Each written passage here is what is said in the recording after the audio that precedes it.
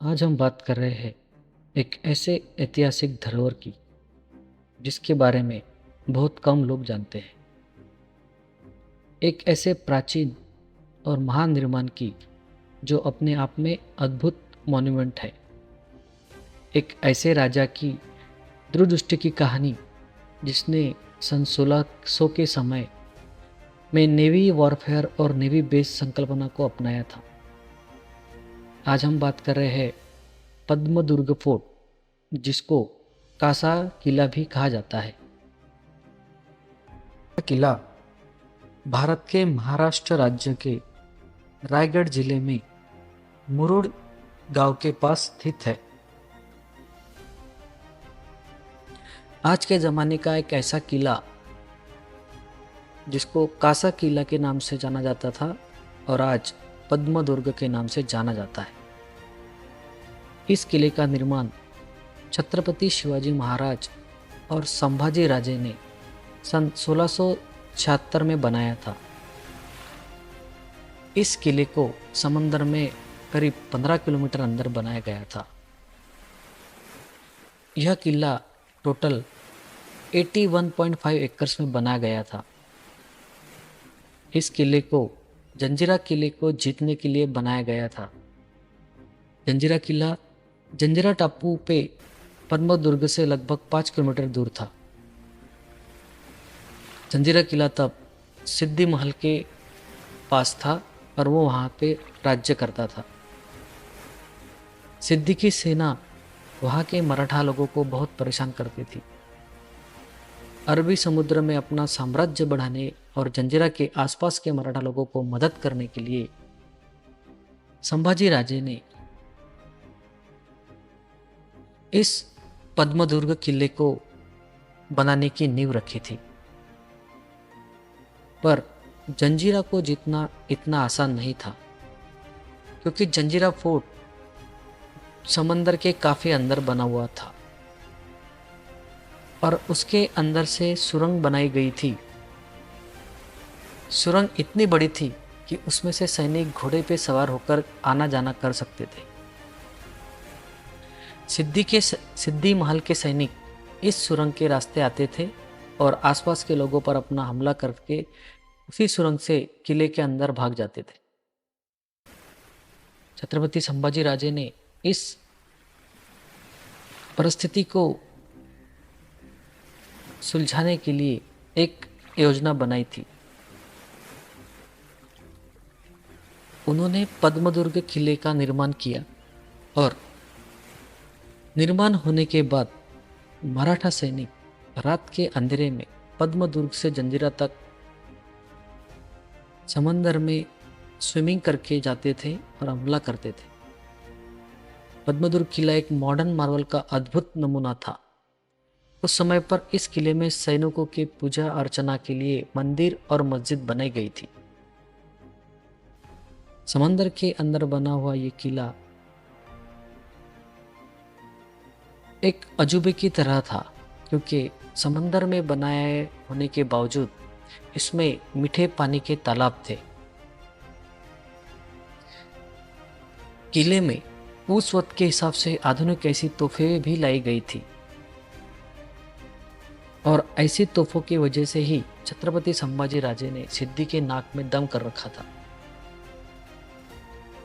बहुत देर तक चली इस लड़ाई में किसी मराठा आर्मी को जंजीरा के अंदर घुसने का मौका नहीं मिला था, क्योंकि जंजीरा किला बहुत ही सुनियोजित तरीके से बनाया गया था। इस किले का मुख्य द्वार तब तक नहीं दिखाई देता था जब तक आप उसके बहुत करीब न जा सको। किले के करीब जाना मुश्किल था, क्योंकि सिद्धि की सेना लगातार समंदर में गश्त बनाए रखती थी और बड़े बड़े जहाज़ों की मदद से आने वाले जहाज़ों पे हमला कर देते थे। उस समय संभाजी राजे ने इस समस्या का हल करने के लिए बहुत ही साहसी प्लान बनाया था। उन्होंने उस समय पद्मदुर्ग से जंजीरा के बीच जल मार्ग बनाने का काम शुरू कर दिया था। ये काम बहुत ही मुश्किल था, क्योंकि समंदर में हमेशा हाई टाइड आते जाते रहते थे और बहुत बार जो किया हुआ काम था वो पूरा बह जाता था। कहा ऐसा भी जाता है कि जल मार्ग के साथ ही उन्होंने पद्मदूर किले पर सुरंग बनाने का काम भी शुरू कर दिया था। ऐसी सुरंग जो सीधे जंजीरा किले के नीचे से जाती थी, पर वो काम पूरा नहीं हो सका क्योंकि हसन अली जो औरंगजेब का सरदार था, उसने रायगढ़ किले पे हमला बोल दिया था और छत्रपति संभाजी राजे को वापस रायगढ़ जाना पड़ा। दोस्तों, जंजीरा किला और पद्मदुर्ग किला कभी भी कोई जीत नहीं पाया क्योंकि इसकी बनावट ऐसी थी कि किला खुद ही अपने आप में एक अभेद्य पाराकोट और अभेद्य आर्मी की तरह खड़ा हुआ था। दोस्तों, असल में देखा जाए तो पद्मदुर्ग और जंजीरा दोनों ही किले उस वक्त की एडवांस इंजीनियरिंग का एक अद्भुत नमूना है और हम लोग बहुत खुश नसीब है कि हमें दोनों भी किले को देखने का मौका मिलता है। दोस्तों, पद्मदुर्ग और मुरुड किला विजिट करने के लिए बहुत ही आसान रास्ता है। आपको मुरुड जाना सभी तरीके से काफ़ी आसान है। आप मुंबई से अलीबाग बस, कैब या फिर फेरी से जा सकते हैं। मुंबई के इंडिया गेट से आप फेरी की सुविधा ले सकते हैं जो आपको अलीबाग तक लेके आ सकती है। अलीबाग से आप प्राइवेट बस, ट्रैवल, कैब से मुरुड के लिए जा सकते हैं जो लगभग अलीबाग से 60 किलोमीटर की दूरी पर है। मुरुड जाते समय आप नागांव बीच और काशिद बीच पे भी रुक सकते हैं। ये दोनों बीच हमेशा से ही पर्यटकों से भरे हुए रहते हैं और काशिद बीच अपने आप में बहुत ही साफ सुथरा और काफ़ी दर्शनीय बीच है। मुरुड में रुकने के लिए बहुत अच्छे होटल्स और होम स्टे की सेवा उपलब्ध है। पद्मदुर्ग और जंजीरा जाने के लिए आपको मुरुड बीच से कोई भी व्हीकल या बोट आसानी से मिल सकती है।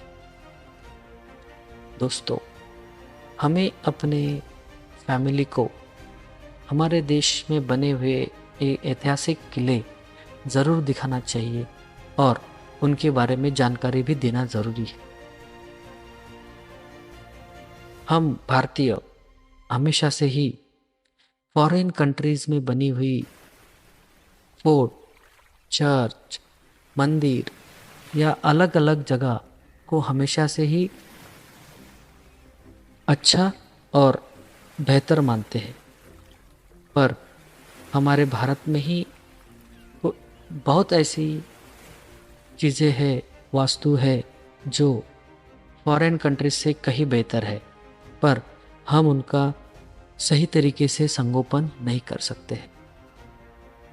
आज के समय में पद्मदुर्ग किला और जंजीरा किला भग्न अवस्था में है और हमें एज भारतीय इन किलों को हमेशा भेंट देना ज़रूरी है ताकि आने वाली पीढ़ी को भी इस अद्भुत बने हुए किले को देखने का, सुनने का मौका मिलता रहे।